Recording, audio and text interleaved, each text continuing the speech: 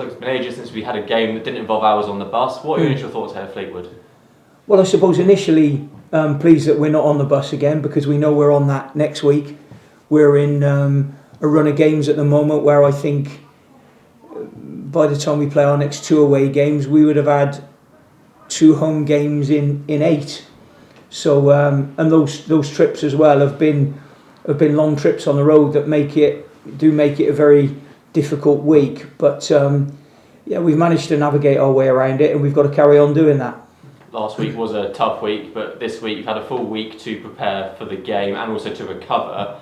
What does the schedule look like for the lads in terms of when they've been training and when they've had days off? They had Monday off because of all the travelling we've been doing. You know, we've got a few travellers obviously, and it's counterproductive to bring them in on Monday when they can relax at home with their families and then get back to work on Tuesday. So we had a tougher session on Tuesday than we would have normally if we'd have been on a Monday. But I think that was fine, and then obviously they get a Wednesday off so we can get back into a normal routine. And today we've done our first big chunk of our preparation for Fleetwood. So yeah, they're all in good form and looking forward to the weekend.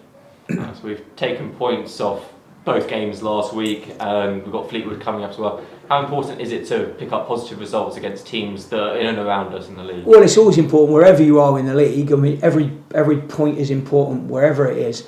Obviously, there is, I suppose, more importance on it when it's the teams in and around you that you're playing. But you know, we will prepare the same for whoever we're playing. We can't prepare any more thorough for Fleetwood than we would if we were playing Rotherham or Wigan, if that makes sense, who are at the top of the table. So, you know, we'll do our preparation and be ready at the weekend. You mentioned the run of fixtures and results that we've had, and the results have been quite good. 1 loss in 8 games, great effort given, and no games off due to COVID either.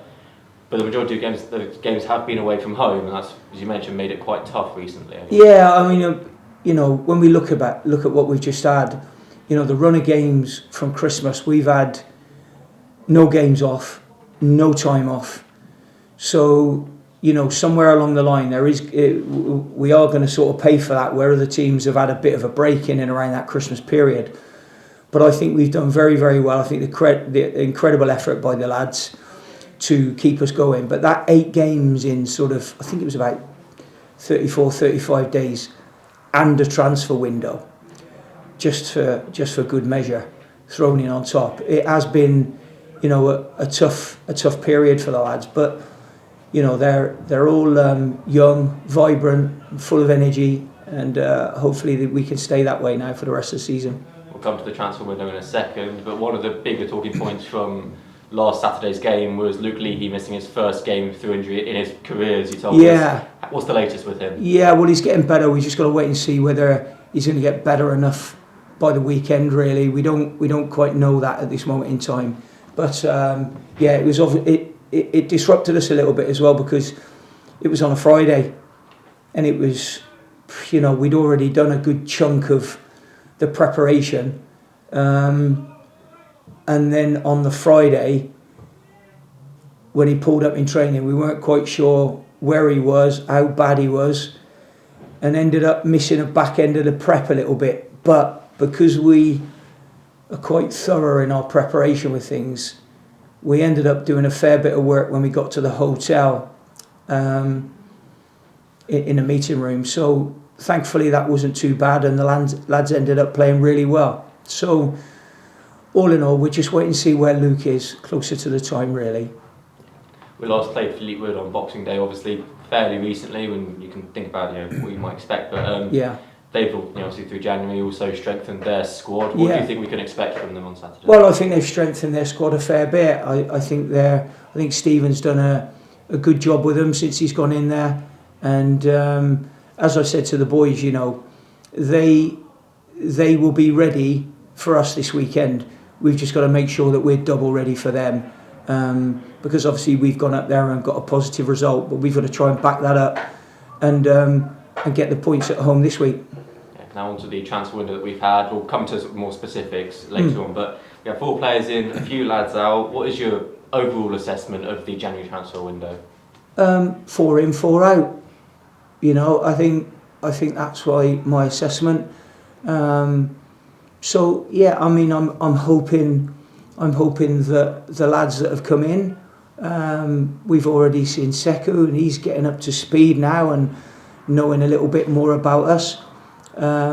We're pleased with the contribution that he's made since he's come in, and I'm sure that he'll only he'll get better. He's been in longer, obviously. Tyrese, you know, everybody got to see Tyrese last week. He was somebody I wanted to get at the beginning of the season that I'd already mentioned, so we were pleased to get him in. And the two lads, I mean, Tom, we've needed another centre back for quite a while now. We got Tom in on a free transfer out of Sunderland, and we're pleased to have him. His performances for Sunderland this year have been first class, and he was someone that we thought, yeah, because he has great flexibility for us. He can play any one of those three positions at the back.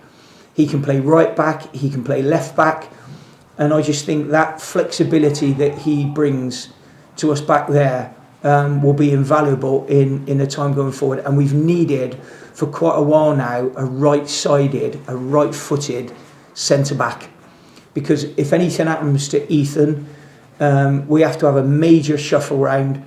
As you've seen, Luke Lee, he's gone back in there before now, and if anything happens to Matthew Pennington on that side, that has been problematic for us. So we're really pleased to have him in. He's a great lad, he's a competitor, he's a good defender, and I'm sure he'll fit into the group really, really well.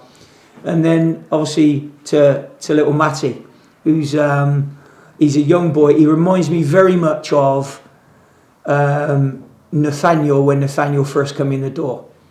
Very slight, tigerish.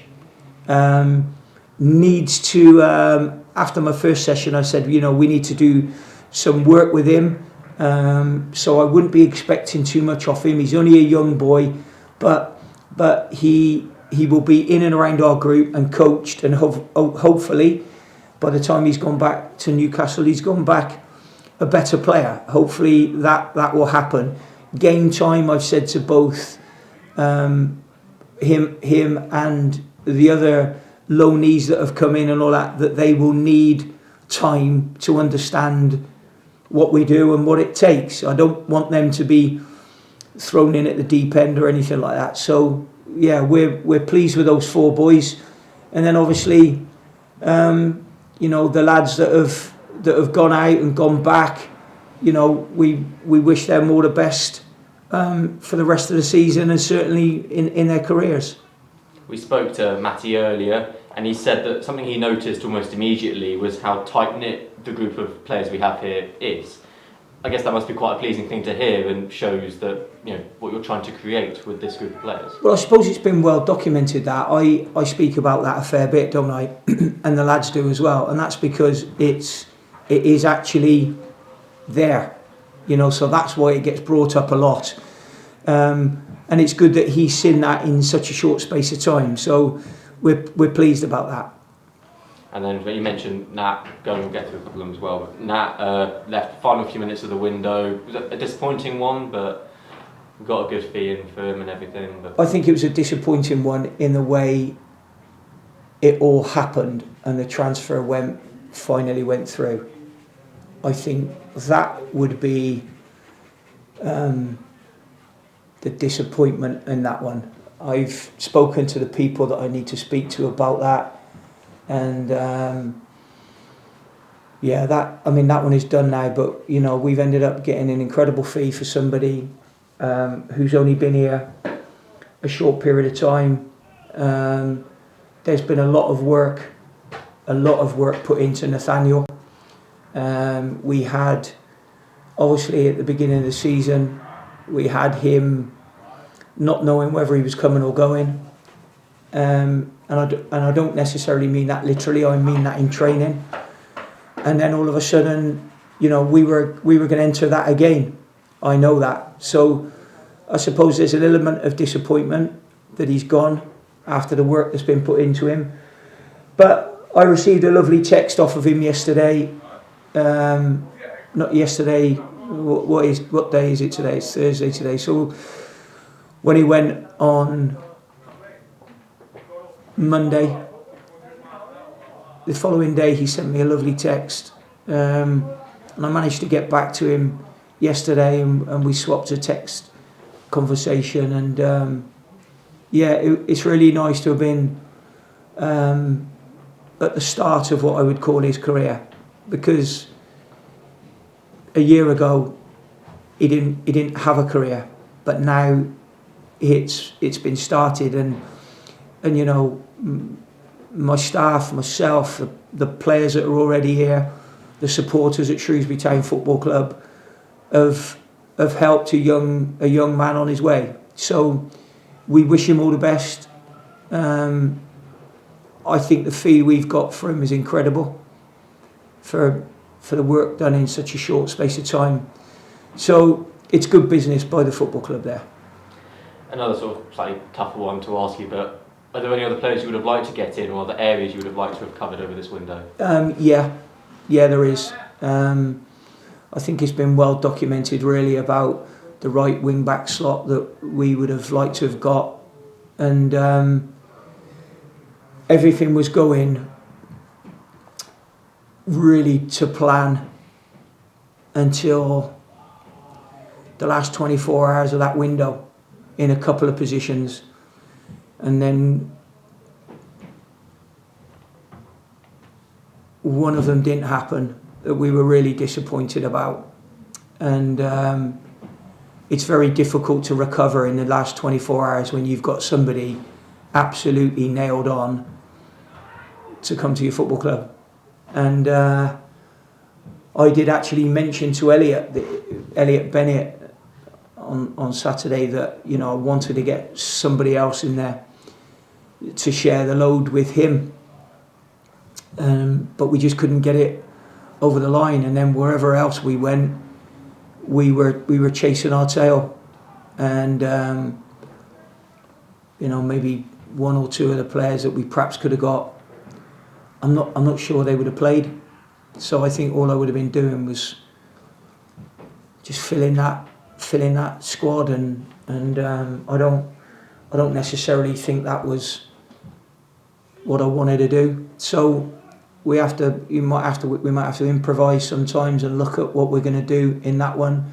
Obviously, I've got JD, who has done a fair bit of training now, so we have got somebody, but I did want to get somebody else out there. And then obviously we didn't need a left wing back. Then all of a sudden we did need a left wing back, and then it was off again, and we didn't need another left wing back, and then it was back on again.